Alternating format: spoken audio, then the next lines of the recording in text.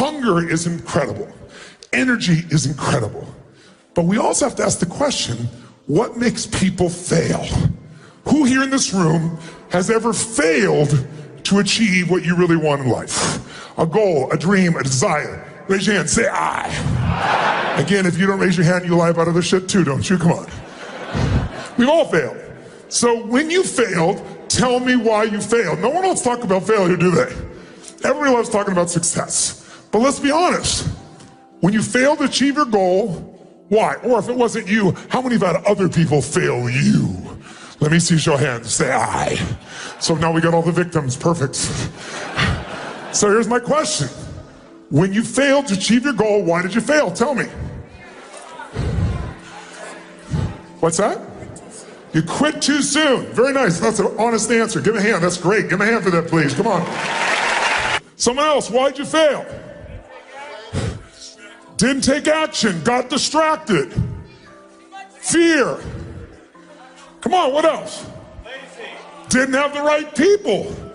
People said didn't have the right leader, sir. Right? Come on, what else? Didn't have the money, didn't have the capital. Didn't have the technology. Didn't have the contacts. What's that? Making excuses, which all this is.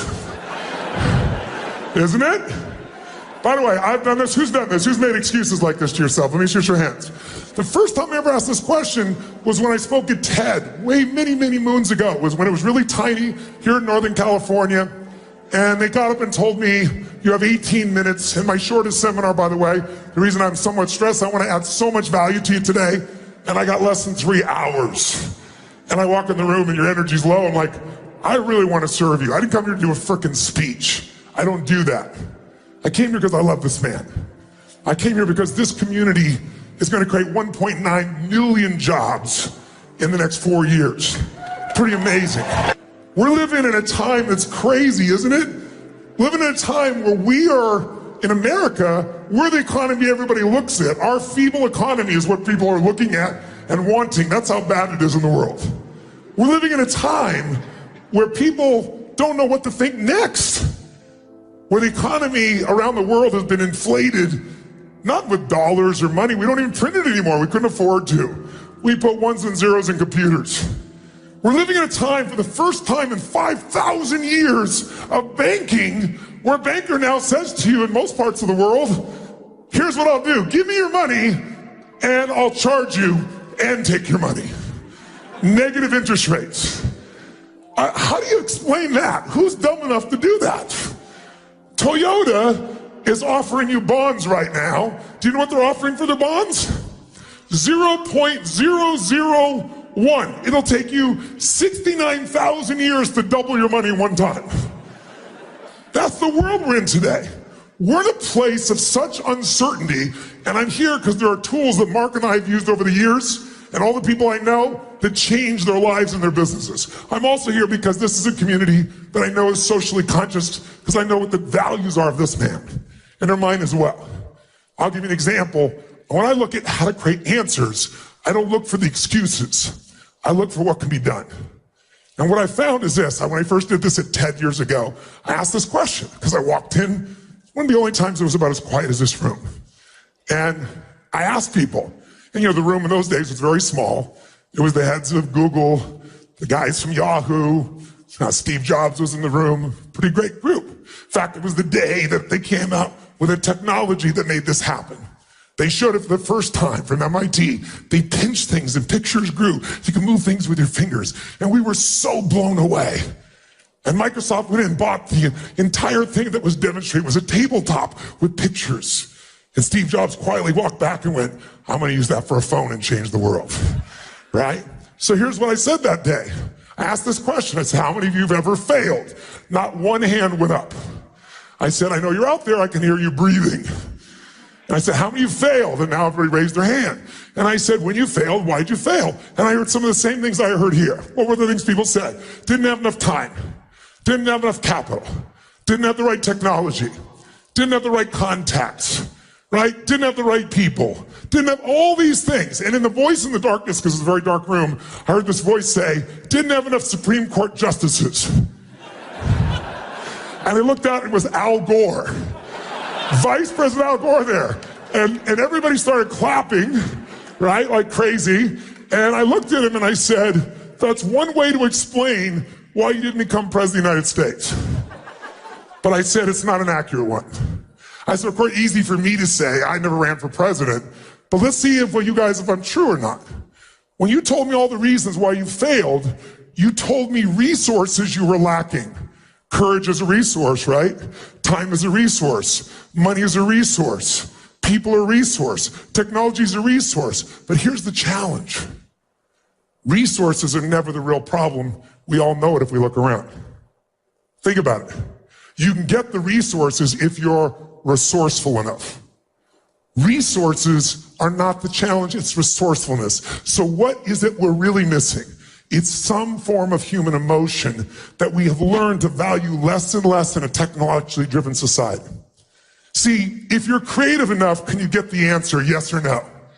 Yes or no? Yes. And creativity is a resource. If you're committed enough, can you get the capital, yes or no? Yes. If you care deeply enough for other people, will you get people to help you, yes or no? Yes. Are the answers there if you're resourceful enough, yes or no? And in fact, whenever you see people in business that fail, they'll always tell you they were missing resources when they really just weren't resourceful enough. This man is incredibly resourceful. I'm resourceful. Every person that I work with who's gone from nothing to a billionaire, and I've interviewed 50 of them just in the last 4 years to give you an idea, which is why I gave you that book. I'm not going to talk about that. I just wanted to give you a gift because I literally spent 4 years of my life interviewing these people. And none of the people I interviewed were from the Lucky Sperm Club. They all built it from scratch. They did it by doing one simple thing you got to do in business, which is finding a way to do more for others than who? Than you, yourself, but more than anyone else in the industry. You got to find a way to add more what? And when I did these interviews, one of the things that came across when I was doing this is these people just took no excuses. They knew they could get the resources if they were resourceful enough. So what are the ultimate resources? Creativity, joy, love, determination, flexibility. With those things, there's nothing we can't get. Who agrees with me on this? Say aye. And then I turned back to Vice President Al Gore and I said, you know, so I heard you say you didn't have enough Supreme Court justices, but last night I watched you give a speech, and he gave his inconvenient truth speech for the first time, and he was so passionate. Al Gore was passionate. It was an amazing thing. I'd never seen it before, and I said to him, I've never seen you that passionate ever before. I said, I watched the debate between you and George W. Bush, and I wanted to vote for you, but I couldn't. You just didn't have the energy. You kind of had an attitude. I said, you were not resourceful. I said, it never should have come down to justices having to make that decision. It's because you were not resourceful enough. And there was this pause in the room, and all of a sudden everybody stood up in Democratic Northern California and started clapping like crazy. And Al stood up and came by and gave me a little high five, a little hug. And afterwards they said, get him run for president again. I said, no. But the point is, it's resources. And if you're resourceful enough, you can do it. So when I was writing this book, I decided to get a little resourceful myself, and I thought, gosh, I grew up dirt poor, no money for food. And somebody fed my family when I was 11 years old. And they came to the door literally on Thanksgiving and knock on the door, and here is this tall guy standing there with bags of food in a pan on the floor on the ground with an uncooked turkey. And I'll never forget, he said, is your father home? And I said, just one moment. And I ran to get my dad thinking he'd be so excited. And unfortunately, he was not. He was annoyed even though we didn't have any food. And the man said, sir, this is a gift from you. If someone knows you're having a tough time, they want you to have a beautiful Thanksgiving. And my father said, we don't take charity. And he went to slam the door in the man's face, and the man kind of had his foot here and it bounced off his foot. And he's holding the bag still. And he said, sir, he said, this is not a handout. Everyone has tough times. This is a gift. The person's doing it anonymously. They just want you to have a great Thanksgiving. And my dad said, we don't take charity. He started to slam the door again. This time he put his shoulder into it, and it hit and bounced off of him. And then he said something to my father. I thought my father was going to punch him. He said to my father, don't let your family, and he points straight at me, don't let them suffer because of your ego. Oh, I thought there was going to be a fight. My dad gave him a scowl, took the groceries, threw them on the table, slammed the door, never said thank you.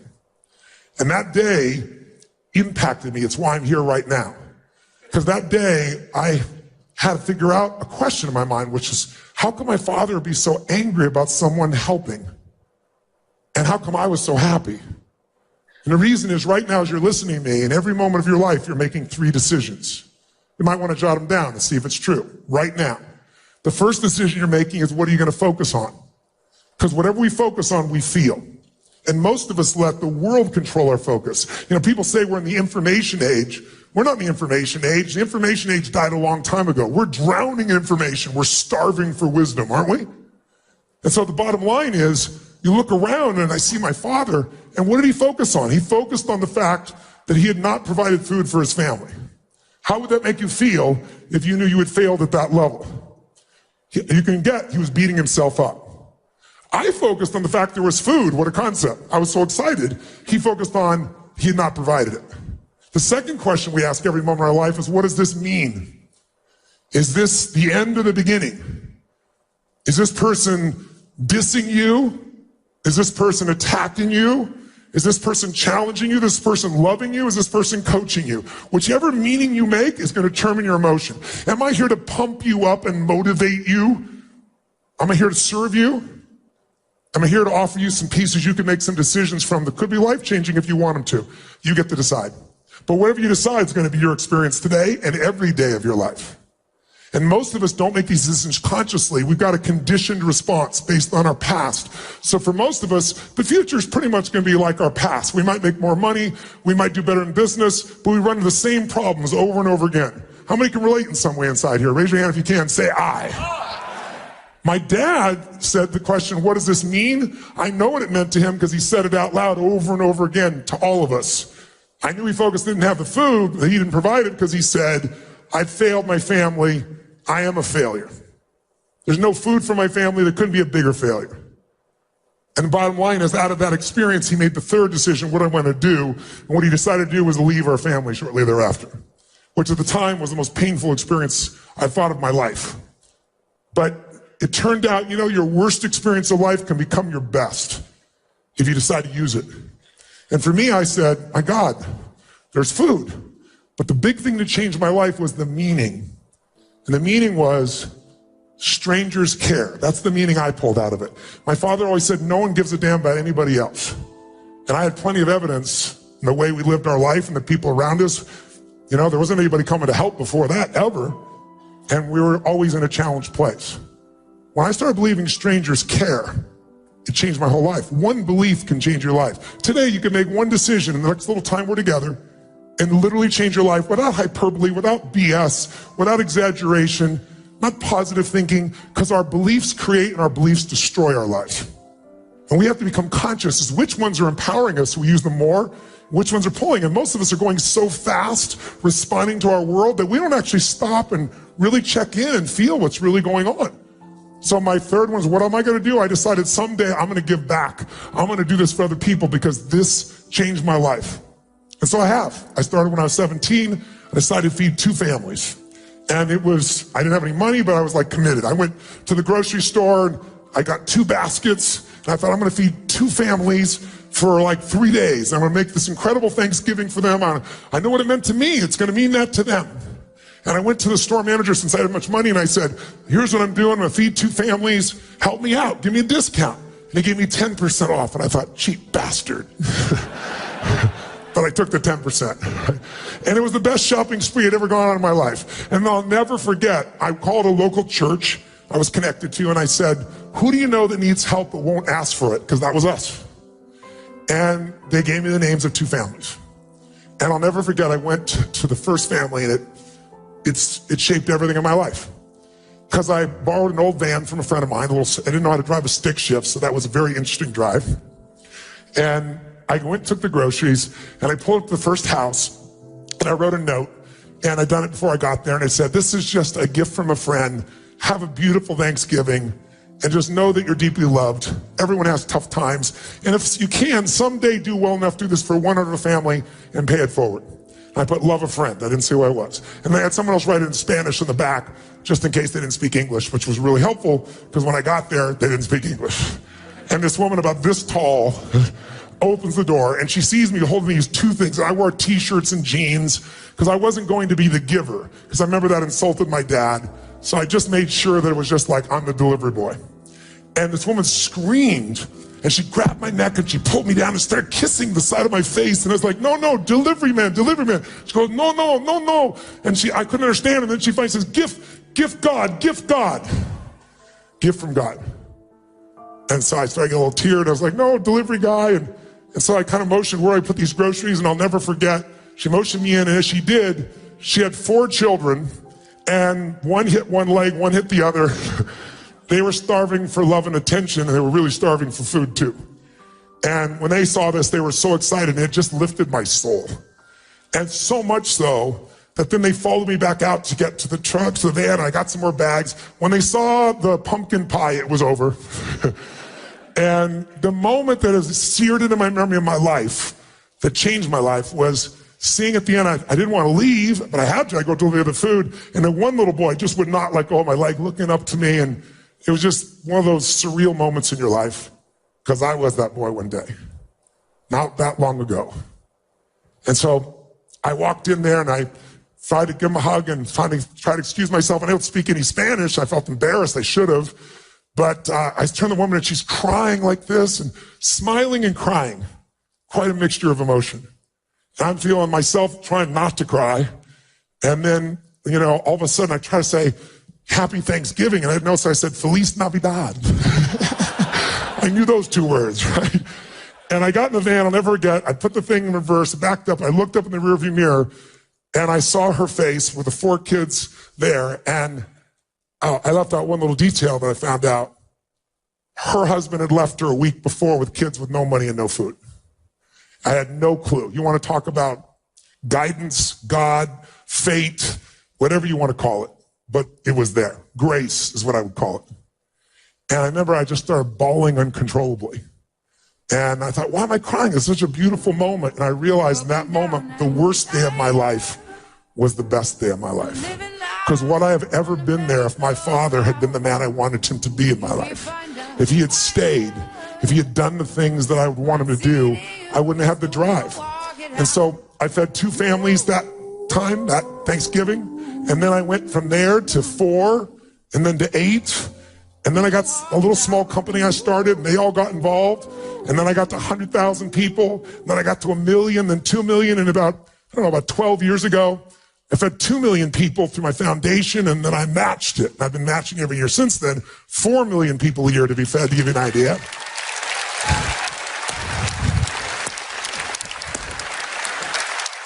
And then, when I read this, when I was writing this book, I got really resourceful. These guys are multi-billionaires. I'm moving in that direction, which is an incredible privilege, and I'm doing this good work, but I got to step up my game, because while we're watching these guys make billions, we're also in a world where the rich are getting richer and the poor are getting poorer. And it isn't right. And we all have something we can do about it. And people like you are the ones that will do that. If we succeed, we have more we can give. If that becomes our ethic, our way of being. And so the bottom line is, I thought, you know what? How many people have I fed in my lifetime? And at that point, I'd fed 42 million people over the course of my life. And I thought, what if I did that in 1 year? And I got resourceful. And I found out how to do 50 million people. And then I got more inspired, and I fed 100 million people last year. So the real reason I'm here is the other reason is I'd like to call to you to do so well that you can do well for others. And if you won't give a dime out of a dollar, I can promise you won't give 100 million out of 1 billion. This guy did it when he had nothing. I've done it when I had nothing. That's why I'm doing it now, doing well. That's really wonderful. And I was here in San Francisco, and I just happened to see somebody here. I was reading the newspaper, and I was here earlier this year. I was doing some business, and I saw that a group of nuns, a group of sisters from Notre Dame, were getting kicked out. They're feeding the homeless, and they're about to become homeless. In one of the richest communities in the world here, San Francisco, with a tech community, and I couldn't believe that no one was doing anything. So I went and met these sisters and said, let me negotiate with your landlord. I don't think he wants to be hated by all humans.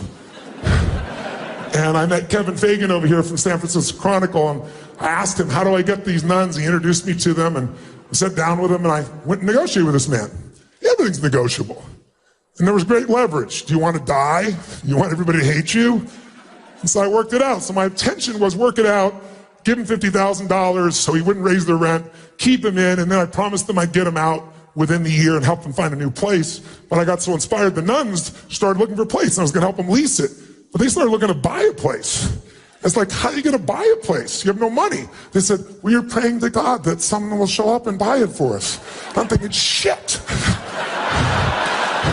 So I bought them a place. They have their own place. So I thought, shit, I don't even live in San Francisco. What am I doing it here? But if you're resourceful, you do what's right wherever you are. And then we got them a place, and then the people were fighting us on the soup kitchen. And then so I needed a new place for them to be, so Mark's never acknowledged it, but I have to acknowledge. I called my buddy, I said, Mark, I bought the soup kitchen. How about you buy him a condominium? And Mark did. He bought the place that they all live. Have a hand for Mark Benioff over here. Pretty amazing, you know?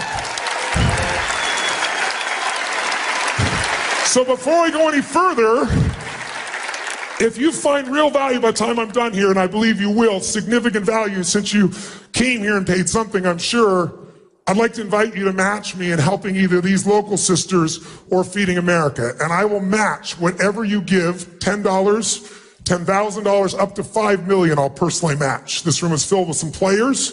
If you're at that level, I'll do it.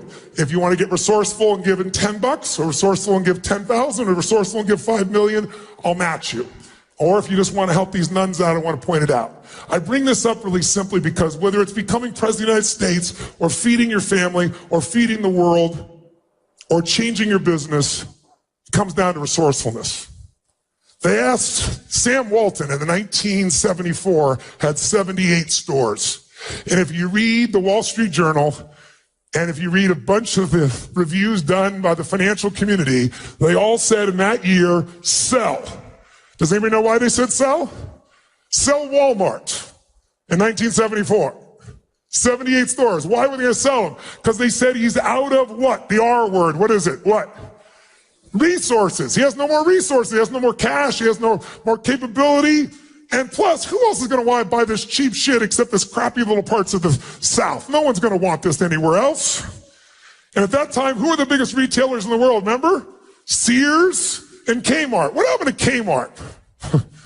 Bankrupt. Look at this number of stores. 1,300, 851. The combined market value of Sears and Kmart was 65 times Walmart. Where's Walmart today, ladies and gentlemen? How many stores? Throw it up there. It's the dominant player on the face of the earth. Today, you got 11,000 stores and $500 billion in sales. $1,000 investment back then, if you didn't listen to these people and you never put another dime in, it would be worth $25 million today. Because people underestimated his resourcefulness. Business is resourcefulness. Your career is resourcefulness. You want to move up? Get resourceful. And the only way you're going to do that, number one, it isn't enough to be intelligent. I know you're smart as hell. But sometimes being so smart puts an ego on us and makes us not maximize our resources. Who's with me on this? Raise your hand, say I. And I'm here one to say, listen, if you lose your hunger, if you're willing to settle for less than you can be or do or create or share, then you're selling yourself short and you're going to make your life have not the juice it deserves.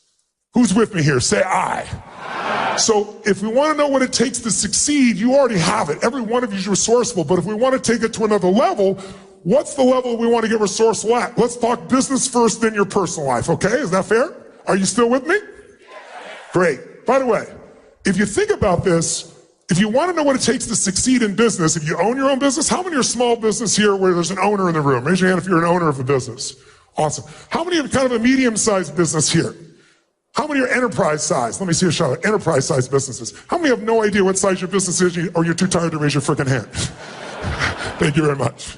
So whatever your business size or capacity is, if we want to know what it takes to grow a business, all you got to look is the most successful businesses, or you could go back to Peter Drucker. Peter Drucker said it 30 years ago. He said all business is two functions, innovation and marketing. Innovation and marketing employs everyone else. You can't have accounting without a company that isn't constantly innovating and marketing. So let's write down what those are, because it's also true in your career. If you want to move up within a company or grow your company, you've got to innovate and market. What is innovation? It means finding a way to do more for others than whom? Anyone else. If you become the dominant force to do more for others than anyone else, it's probably you begin to realize business is a spiritual game. Because what does every religion in the world talk about? Every great philosophy of meditation talk about? Treat thy neighbor like thy, love thy neighbor like thy, and yet how many people really do it? If you're innovating, you're looking for new ways to make life better. And the way to do that, if you want to jot down one thought that'll change the game that most high-intention quality business owners fail to do at small businesses and medium and certainly at enterprise, is they forget. They start falling in love with their products and services. That is death in the world of constant change. You have to fall in love with your clients. This guy over here, and I'm blowing smoke, it may sound like to you, but I love Mark. I love him dearly. I've known him all these years. And you must have great respect for him or you wouldn't be in this room. We've all benefited from what he's created, that vision made from decisions. But this man is nothing but innovation. It is, in my opinion, Forbes. How do you win most innovative company 5 years in a row for a half decade straight? You do it because he's not falling in love with his products. He's always wanted to change the product. He didn't give a damn the product. He cares about you. He's thinking constantly about how can I make life better for you. He just got traveling before he got here to 8 different cities. He works around the clock. He's so excited he's going to do another 8 cities right afterwards because he wants to know, what do you want? This entire company that dominates its industry is driven by that concept of innovation. You don't fall in love. And don't fall in love with your job. Fall in love with somebody you want to serve within that company, those clients. Because if you do that, you'll move up within the company as well. If there's no limit to what you can do if you add more what? Add more what? Come on, guys, add more what? I know you're starting to drip down into that state. Nothing wrong with it, but let's get in our bodies. Because I know you intellectually, but most of us know the truth intellectually, but we don't do it. People know what they do, they don't do what they know. Because you got to get it where it's activated. So innovation, that's what innovation's about. But if you innovate like crazy, that's not enough. You still got to be an effective marketer. In fact, who's ever seen someone who has an inferior product or service to your own and they've had bigger revenue, sales, impact? Raise your hand. How many have seen this? How many have been annoyed by this? Say I. And why? Because they either innovated more and you were wrong, they were a better product, but very often they were a better marketer. Does the best product or service always win? Yes or no? No. The best marketed product will work at first, but if it's going to be sustained, it has to be the best product and the best marketing. Companies like Apple, companies like Google, companies like the company you're in right now, Salesforce, these are the companies that do both innovation and marketing. And if you're an employee of someone and you're saying, what's my ticket to make my life the way I want it? It's innovation and marketing within you. It's finding out, what can I do to add more value to this company? What can I do to add more value to our clients? What can I do to make that happen? And then, how do I make people know? How do I get people to want to do business with me, want me to move up in the organization? That's what it really comes down to. Now, here's a question. Marketing today. Is marketing today easier or harder? Give me your first gut reaction nice and loud. Which one? Say it again. Easier or harder? I'm hearing a lot harder. Raise your hand if you think it's harder.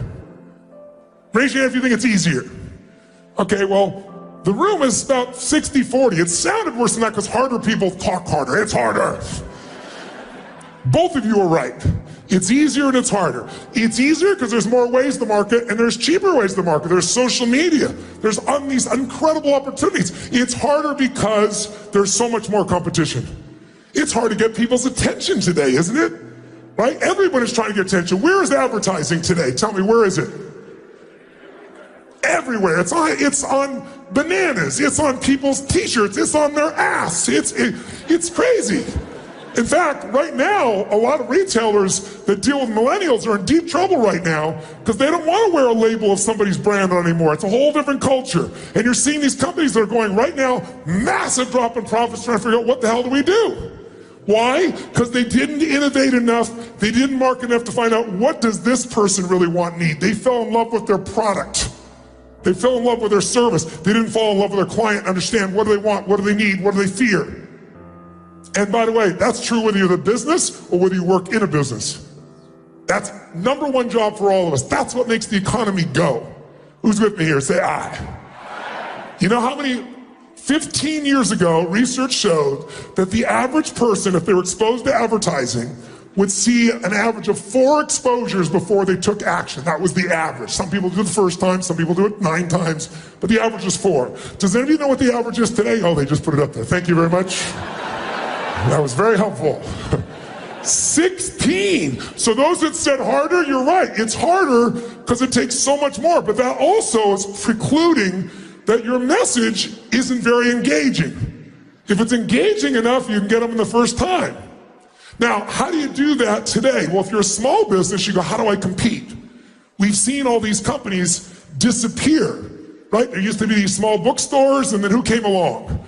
Barnes and Noble. And they thought they owned everything. And then who came along? Amazon. And guess what? That's the game. Who did you used to search with years ago before Google? What company? I can't even hear you. Right? Yahoo, right? But no one searches Yahoo now, right? They got displaced. That displacement came from innovation and marketing. Raise your hand if you follow here. Say aye. So if you and I are going to break through it, if you're a small business, I'm sure you're freaked out about it. If you're a business, you think, I'm just going to spend more money. Today, spending more money isn't enough. Today, people want something that's authentic and real. Who's with me on this? Say aye. And without that, you really can't even get their attention. The old ways don't work. How many of you don't even see banner ads anymore? They're like invisible to you when you're on the web. Raise your hand and say aye if that's true. Do me a favor, raise your hand if you literally don't see the banner ads. Raise your hand. I want you to look around the room and look at the percentage that don't even see it. So, lesson 1, no banner ads. What you have to do today is find a way to add more value even in your marketing. Where your marketing is providing value, where you're providing information, insights, where you become a trusted resource. This organization is a great marketing organization, and the way they market is they don't just send you a bunch of stuff and say, buy it. They put on conventions like this and say, let's bring the very best that exists, let's bring whoever we can. Let's do whatever we can to make sure these customers' lives are better. And that's why you have an allegiance. The technology works, but it's more than that. Remember back in 1997 when a little company called Apple was not the most profitable company in the world, when they were on the verge of bankruptcy, and they seemed to have no resources, but they had one thing still. They had groups of people, I was one of them, that like my whole companies, they all went to Microsoft, and I was like, I'm keeping my Apple, and my creative team is gonna have Apple. And we stuck, even though there was no software, it was terrible. But they created something different. Watch this, no disrespect, just you give me the real feeling. I'm gonna say a company name, you make a sound you associate to that company. Make the sound, don't hesitate, from the gut. Microsoft. Microsoft. Apple. Apple. That's the difference. There's billions and billions of dollar difference in those little emotional differences that you can hear in a voice. Think about the difference in what's there. So having the ability to create a raving fan client, not a satisfied customer. Satisfied customers go away, raving fans stay. And so the component that I want you to look at though is what will really create that. Now, big companies will try and do still major advertising. In fact, I got a phone call a couple of years ago, right before the Super Bowl, and it was a group from Nike, and they said, we want to do a commercial, and we'd like you to star in this commercial. And I said, listen, I'm the wrong guy. I love your product. And I said, for years I did frickin' infomercials. I didn't want to do infomercials, just no way to get my message out. So then you're in between spray on hair and fake diamonds and stuff. And I said, I hated it, but it got me the President of the United States as a client. It got me Serena Williams as a client. It got me Hugh Jackman as a client. It got me Steve Wynn as a client because people got exposed to my actual products that they bought, and it made a difference in their life. So I said, I don't really want this, but I'm doing this, and I sure as heck don't want to do a commercial. And I said, I love, great shoes, great everything. They go, no, this is really special. They said, Kobe Bryant has created a new shoe. It's the most incredible shoe. And I'm thinking, bullshit, bullshit, bullshit. Right? What's the difference between Nike and Adidas? Marketing. Isn't it true? What is really the difference in those shoes? Nothing. You just have to learn to brand, just do it, or you learn to brand, I don't even know Adidas. That ought to show you why Nike's doing better, right, for some people, right? It's no difference. But they said, listen, hear us out. We're going to do a commercial. You're going to love this. Because the commercial is going to be where Kobe's going to pretend to be you. And then he's going to be coaching the most successful people in the world. And he said, you'll be one of them, you'll be sitting there, but we're going to also have, we'll have Serena Williams there, and we're going to have Kanye West, and we're going to have Richard Branson. I said, Richard's one of my friends. I said, Serena's one of my friends and clients. I know Kanye. If I call them now, they're going to tell me you're going to be in the commercial. And they said, if you are, they will. So I called Richard. We're supposed to have a meeting like 2 weeks there in London. I said, are you really going to come film this? He goes, if you are. I go, great, we have the meeting in LA. I'm in for it, right? So we do this little commercial. What the hell is that? And that made them sell a lot of shoes in their mind because all they understood is something that makes no sense. Did anybody see anything about shoes that made any sense in this? No, because the marketing was, can you imagine how much it cost to put all those people in a room and do this little endorsement? That was a huge sum of money. Those are some of the biggest players on earth. And they got the return because people don't buy products. They buy emotions. They buy identities. If you buy a Volkswagen, you're buying a different identity than if you're buying a Ferrari. And people buy Volkswagens think people buy Ferraris are absolutely stupid. And people buy Ferraris think people buy Volkswagen go, what's wrong with them? Because we all identify things, and branding is that identity. So today, though, you can do this with almost no money. You're a small business or even a big business. It's about using your brain to brand differently. There's some of you remember the Chilean miners. Do you remember the Chilean miners that were stuck underground for 70 days, whatever it was? How many remember that story? You should, because it was all over the world. And when they were about to get out, somebody really smart figured something out. We don't want to spend that kind of money. We can get a bigger impact than that right away if we're just a little bit creative, if we're a little resourceful, remember? And so a little company called Oakley said, what's going to happen when those people come out and they've been underground for 2.5 months? They're going to be blinded by the light. So they flew one of their guys with 32 pairs of glasses, which cost them about $2,000, and that's probably whatever, not even $2,000. And they got $500 million of advertising. That picture was on every major newspaper, every TV pieces around the world. That's the difference between being resourceful as a marketer or just going and spend a ton of money and hoping you can still be part of that old order. How many follow? Say aye. Now, you might say, but Tony, our company, we sell data, or we sell something else. We don't sell something emotional. People don't buy for emotion. You're wrong. They still buy an identity. Right? Not bad. Harry Potter, they're opening a brand new Harry Potter that they're going to do down in Universal Studios. And people have been waiting for years. And of course, Universal had a budget. I apologize, I don't remember the number, but it was a gigantic marketing budget. But fortunately, the person running marketing was much more resourceful. So you know what she did? She decided she was going to spend not $1 on advertising, not a penny. She wasn't going to make even a commercial to go on the web. She called the 12 largest bloggers in the world who are experts and followed on Harry Potter. She said at midnight, send them a special invitation. There's only 12 of you. If you're late by 1 second, you're off the call. We're going to give you a special insight to what's coming. She spent an hour on the phone telling them the story of what was going to happen. And within 24 hours, more than 250 million people around the world knew everything about what that park was and didn't spend a penny because she was resourceful. Don't tell me you don't have the resources. If you don't, it's because you're low energy. It's because you're so frickin' smart, you're in your own way. You're getting your brain being smart. You're staying in your head. I tell people, stay in your head, you're dead. It's the heart where you'll find the breakthrough. Who's with me on this? Say aye. And that's also true whether you're a company or whether you're an individual and a company wants to move up, because I know some of you is like, well, that's great for the company. What about me? This is really about you in the end. How you can be more resourceful to innovate, bring more value. If you brought that to Universal, do you think that woman's going to move up in that company? Do you think people in that company are going to want her to be a top executive?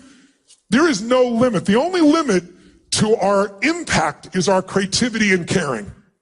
If you care enough and you're creative enough, there is no limit.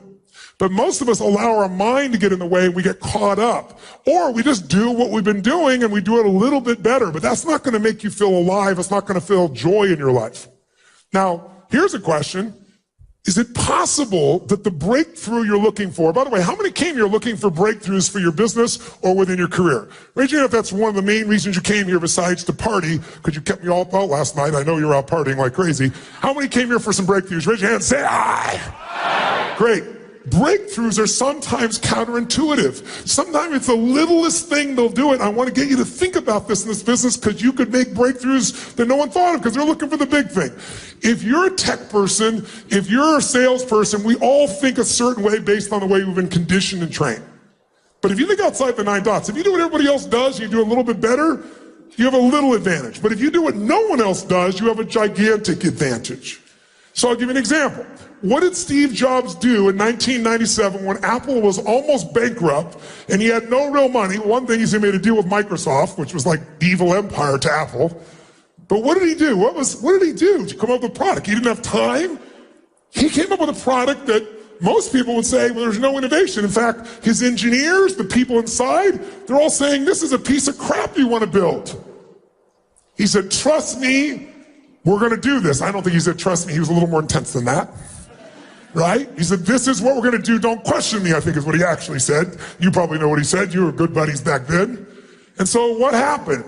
I know what had happened because one of my dear friends said to me one day, we're talking about computers for some reason, I don't know why, but he says, my grandmother wants a computer for the first time. And I said, what kind? He said, that's what I asked her. And she said, a pink one. You remember what happened with the old iMac? Do you guys remember that breakthrough? That's what kept the company alive. And all it was what color were computers before that? What color were they? Throw up beige, weren't they? Right? And all of a sudden, all he did was come out and bring color. That was massive innovation. Now, how much creativity, how much money did that shit cost? That's what we're talking about when I talk about being innovative. You want to think outside of it. I'll ask you a question. Where were you in 1999? Where were you living? What were you doing for a living? Were you partying like it was 1999? Who remembers where you were in 1999? Okay, now that you're there, stay there for a moment. 1999, answer this question for me. If in 1999, what was the dominant computer company in the world? Who was it? Quick. Microsoft controlled what? 98% of all computers through their software. 98%, that's a fairly large market share, right? Now, at that time, Bill Gates had a really beautiful vision, brilliant vision. He wanted to get rid of all those Britannica encyclopedias, and he wanted to create this online resource that would allow you to be able to know all the knowledge of humanity for everyone anytime. And he had a budget that was virtually unlimited, and some of the smartest people literally in the world that worked at Microsoft. Is it true, yes or no? Smartest people, unlimited money. That's called unlimited resources. Now, his competition was a group of people working as volunteers. All volunteers, no money, no background, no experience, no infrastructure, and supposedly not as smart because they certainly weren't paid that kind of money to be smart. If I asked you in 1999, who would you bet on? Be honest, if you had to put a large sum of money, Microsoft with all the resources or a little group of volunteers called Wikipedia, who would you have bet on? Tell the truth, nice and loud, go. That's right, and you would have lost heavily. And the reason I tell you that is really simple. When we talk about innovation, when we talk about breakthroughs, sometimes the littlest thing is the biggest thing. The littlest thing. By the way, being first is not enough anymore either. You can be first, and then Apple comes along and takes it from you afterwards, right? Being first is not it. There was a company called Vimeo that was first in the marketplace doing what now most of you think YouTube does. In fact, if you looked at it back then, we saw Vimeo and you saw YouTube, 2-year difference between them. I know Chad who created YouTube, brilliant guy, and what he did was really good. What I teach, he modeled them. He saw what they did and he modeled them. If you looked at them visually back then, they looked very, very similar. They did the exact same thing. But one was sold for $1.65 billion a couple of years later, and the big, big difference. What was it? Look at them. Visually look pretty much the same. Someone tell me, what was the $1.65 billion difference? No, they uploaded the same way. Speed, they had the same speed. In fact, Vimeo was a little bit faster. They had a little bit more efficiency in the beginning. Somebody just said it. You must know the story, sir. There were, look it up, put it up on the screen there. There was 1 share button versus 9 share buttons on YouTube. Somebody said, the more you ask and you shall what? Receive. If we ask enough times, they'll share. But when people share, you get that geometric multiplied effect that we all understand now. That difference is the difference between 2 large companies, one of which is kind of nice, but is dwarfed by YouTube, and the other which went on to become the basis of where most people put their time and their energy for a lot of people for creation. So I want you to get that if you and I are going to go to a different level, all you got to understand is it isn't beyond your reach. It's beyond your reach if you're low energy. It's beyond your reach if you're unresourceful. It's beyond your reach if your ego tells you you're so smart. We need to put our smarts aside and use them with enough emotion and connection to say, how can I add more value? That's where the game really changes. Who's with me on this? Say I. Now, so that comes down to then how do we really make sure that we succeed? Then how do we get this resourcefulness in our companies? How do we do it within ourselves? Let's start with the companies. The most challenging thing in the world today is a term. You know, in business, we always have these terms, they become buzzwords, we hear them so much. But the reason they start out is because they're usually true. And that buzzword is engagement, right? I know Mark is obsessed with engagement. I'm obsessed with engagement. When I walked up here, I'm running up here, they wanted me to run from back there, it's hot as hell, and I'm looking around and nobody's engaged. What the hell? And so I know I can't serve you if we don't become engaged together. I can't do that if I just hear and talk to you or talk at you. So that's why I asked you, and I really thank you for participating, and I want to keep that energy going because we've gone long enough that you've begun to go back into your learning trance. And you're being very kind and participating. I'm really grateful for it. But the higher the energy, the more you retain. Who's with me here? Say I. Let's talk about engagement. What the hell is engagement? Engagement is where everything grows. What's our job in business? Our job is to add more what? Win. Once in a while or every time? If you do it for decades, you become a brand. If you become a brand, people bend down on one knee, reach behind other things to buy Coca-Cola. Even though very often when you do studies, and they've done in the past, some of their competing brands seem to have a better taste test result. People don't give a shit, give me the Coke. Because it gives them certainty, because it becomes part of their identity, right? So our job is to engage people. And if we look at engagement, involvement, passion, connection, massive focus on how to do more for the client than anybody else, how are we doing that? How are we doing? Well, most of us pat ourselves on the back, but throw up the statistics. This is scary and crazy, and it shows you why economies around the world are where they are right now. According to the Gallup poll, which was done in 142 countries, intensive, 13% of employees worldwide are truly engaged at work, meaning they're passionately connected to the sense of mission, the value, and when they're at work, they're trying to maximize their time for the benefit of that mission. That means, by the way, 87% are not engaged. Now, it's better in the United States. We're better than anywhere else in the world. We have the highest engagement, a whole 29%. Think about that. That means 71% of US workers are disengaged. That's pretty crazy. Does that make you crazy? And I know it's true. You know, when I went on this last book tour, I did 110 interviews. It's crazy, the most I'd ever done. And so I was going all around, and I won't mention the companies, but I was going to all these media companies, and I walked into these buildings. I got 31 companies. I have very passionate values about how we play the game of life, right? And I walked through these buildings, and the world, because we're so technology driven, it's so dead, but I'm walking around watching people on their personal Facebook, tweeting, doing those stuff, and the energy is so low because there's no mission. And you look around and go, how do these companies survive? And if you look at our economy, our productivity has dropped. Everything else dropped because now we're so distracted because we have so few companies that have that mission connection today. And the ones that do, they dominate, completely dominate in that process. Now, what should really concern you is the next statistic. 24% are actively disengaged. What does that mean? It means they have no passion for their work, they lack any motivation to get the job done, they're unhappy, and they're likely to attack the company. If you're trying to grow your business and 1/4 of them are trying to screw you over that work for you, that are your partners, how many know people like this in your own business? Come on, raise your hand if you know them. Nice and high, raise your hand if you look around the room. Clearly, clearly Donald Trump has at least one of those and sent his taxes to the New York Times. Right? Somebody was actively disengaged at the Trump organization, sent his tax returns, and kind of gave him a whole nother challenge for him to deal with once again, in case he didn't have enough before this. That's how bad it is. Now here's what's great. The companies that do have engagement have an unbelievable competitive advantage. You name, what are some of the companies that have the most engaged employees? Instead of me telling you, you tell me. Oh, they're already putting it out there. Thank you so much. Your timing is wonderful. We put Salesforce. Do they have you engaged, yes or no? What other company gets a convention of 100,000 people to come and spend time for days, throws the best parties with you two, gives you the best technology, and you want to come back? How many have come back here more than once to this Dreamforce? Let me see your hands. That's called engagement. But the employees at Salesforce engaged. Because Mark started out with a vision from the very beginning. We're both into contribution.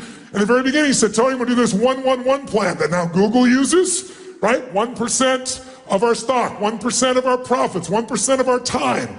I'm sure he'll go over the newest statistics in his talk tomorrow, so I won't say a word and steal that from his company, his ideas, but I'm impressed, and I'm sure you will be too. Google, Starbucks, Zappos, you name it. Tony Robbins, somebody, but that's the slide of Tony Robbins. Okay, I'll get that. They're trying to put us with Salesforce. We're not in that realm. Not yet anyway. So the point is, what these companies have is an advantage. Here are the statistics that he showed. Throw them up there real quick for us if you would. One of the things you see immediately when you look at these companies, they're 20% higher profitability on average, 10% higher customer ratings, 28% less theft, 48% fewer safety incidents.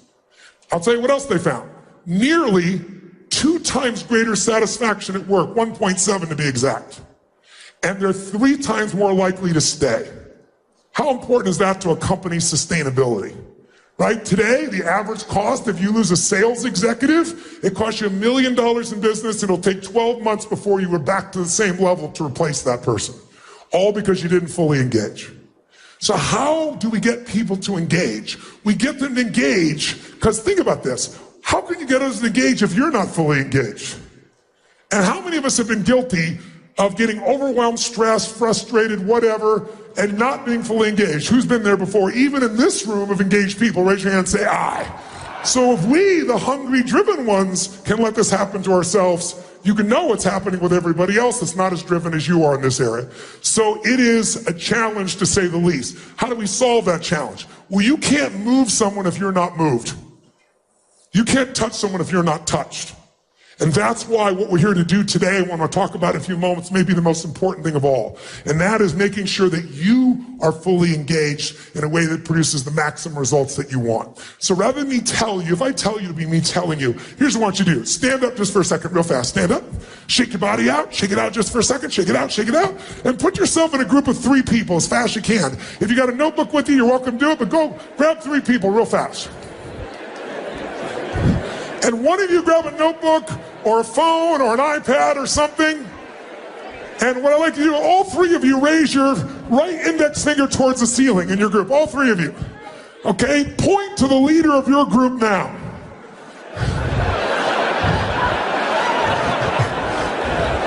Whoever's got the most fingers, you're it. If you all pointed at yourselves, we know a little bit about your group. Okay? So here's what I want you to do. I want you, in fact, just sit down first for just a moment. Now you know who your group is. In a moment, you're going to jump back up with your group. I want you to write down the answer to a question. Throw it up on the screen for me, the questions, real quick. I want you to write down an honest answer as to how engaged are you to your maximum capability. How would you rate your level of engagement with the people you lead and manage on a scale from 1 to 10? 10 is absolutely off the charts, mind-boggling, they blow your mind. 1 is that I got a dead group of people, right? And what do you need to improve? What do you need to improve to increase that engagement? Instead of me telling you, you tell me. You tell each other. And the third question is, what specifically do you need to do to engage your people at a different level? What could you do? Because we're going to share this, because then you get some ideas from the other 2 people as well.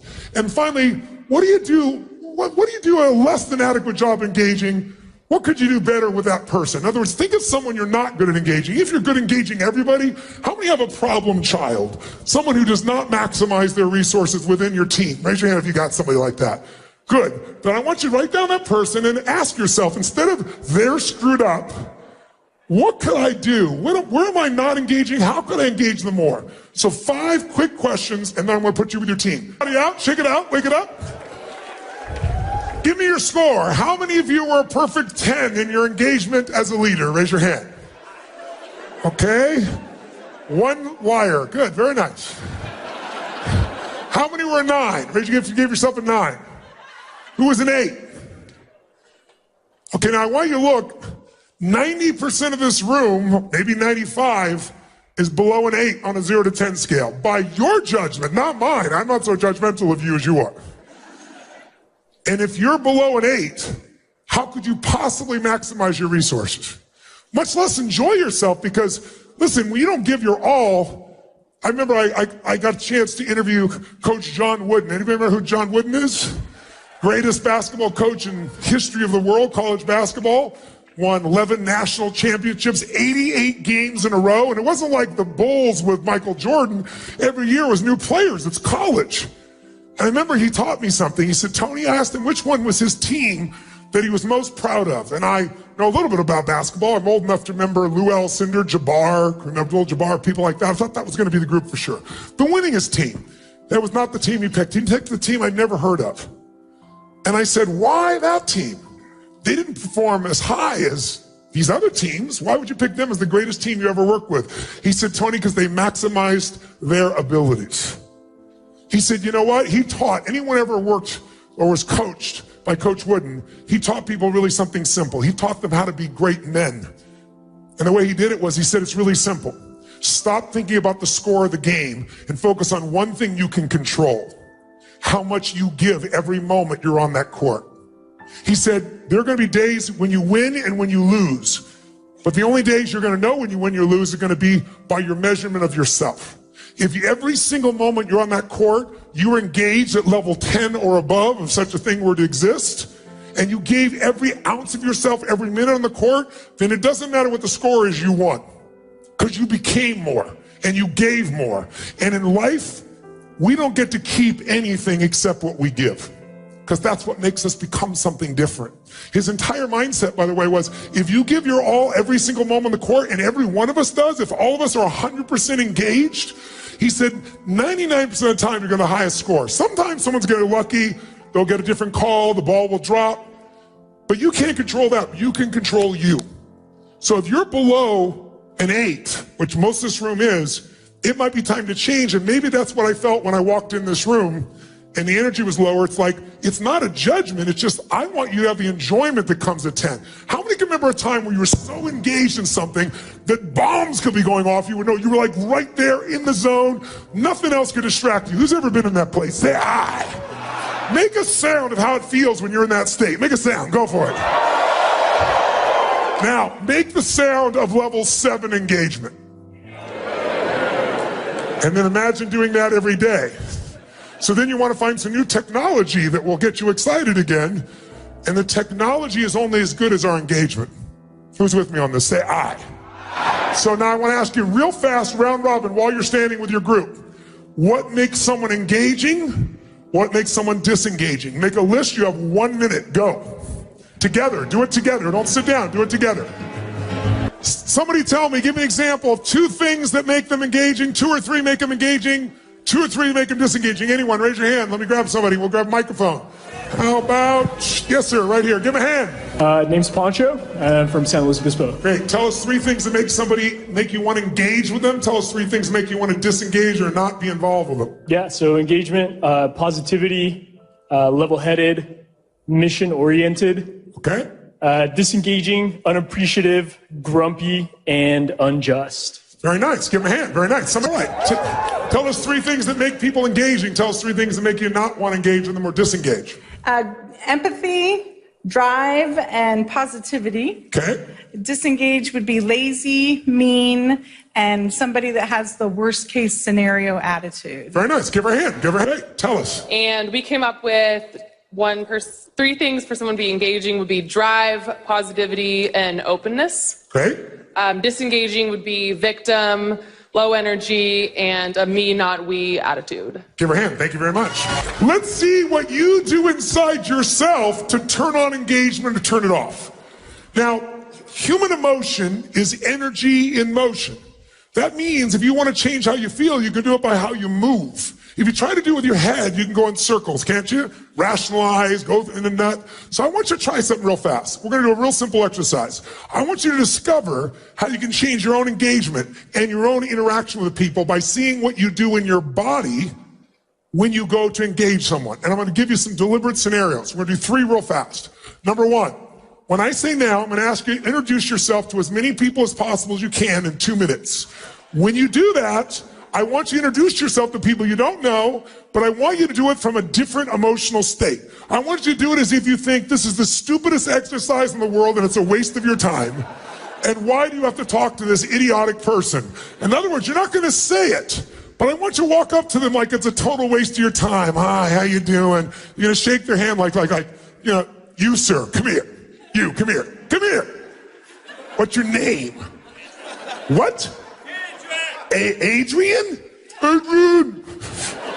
Deliberately walk up and be in a state where you really think it's a waste of your time. Why do I have to talk to this person, but you're going to do it anyway? And I want you to notice, listen, notice what you do to be in that state in your body. What do you do with your face? What do you do with your breathing? What do you do with your posture? Do you go straight towards them or do you hesitate? I want you to notice not only how it feels to be greeted that way, that'll be obvious. I want you to notice what you got to do to be in a state where you disengage with someone like it's a waste of your time. Get to as many people as you can in a minute and a half and notice what you do. By the way, you're going to be in a state where you don't want to do this. You're just doing it because you have to. Go. Okay, stop wherever you are in the room. Freeze. Freeze where you are in the room. Now, it wasn't hard for some of you to freeze because you didn't go and you went, hi, I'm done. Now, how many of you couldn't help yourself? You're like, hi. I saw a few of you out there. How many actually did it? How many actually did it? Raise your hand if you really did it. Say aye. So I want you to yell out the answer because we have about, 7,000 people in this room and they're from all over the world. So it's a great test ground for human beings. Raise your hand if you had to change your body to go in this lousy state. In some way, raise your hand if you had to change your body. Say aye. Raise your hand and say aye if you change the muscles in your face to get in this little annoyed state. Say aye. Tell me, did you increase your breathing more full or more shallow in this state? Nice and loud. Which one? Which one? Did you talk louder or quieter? Which one? Which one? Did you talk faster or slower in this state? Which one? Kind of like the room when I walked in here. And I want you to get this. There are 7,000 people here from, 100 plus countries? And you're all saying the exact same thing. And I didn't tell you those things. You're telling me because in order to go in that crappy state, that's what you all have to do. If you use your body that way, you're going to feel lousy no matter who you're around. And many of us don't. We think it's other people, and it's the state we put ourselves in. So there's a pattern here that's pretty universal, isn't there? So let's try something. Shake that out of your body. Get out of that state. And let's try a totally different state this time. This time I want you to do this like you're a little kid. If you do it like an adult, you're like, why are we doing this stupid exercise? But if you're a kid, you have fun with stuff. Who's want to have some fun with this? Say aye. Awesome. And here's what I want you to do. In a moment, I want you to introduce yourself to as many people, different people again, but this time I want you to do it from a state where you're deathly afraid they're going to reject you.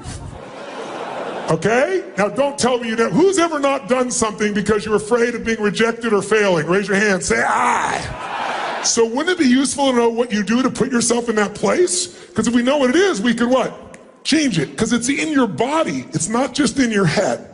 And when you know the pattern, you can change it. So I want you, when you do this, to exaggerate your fear. Do you know why? Because achievers never get fearful. We just get stressed. And stress is the achiever word for fear, isn't it? If I follow the trail of stress, it'll bring me to your deepest fear. And the fear we all have is I might fail, and then it means I'm not enough. And if I'm not enough, I won't be loved. Those are the deepest fears that people have inside their head. I want you to do this. I want you to imagine really like a little kid shows their fears. Adults like, I'm not afraid. Make this tension in their face, right? Their body. I want you to just really go for it. It's kind of like, like if I came up and said, hi, what's your name? Ibal? How you doing?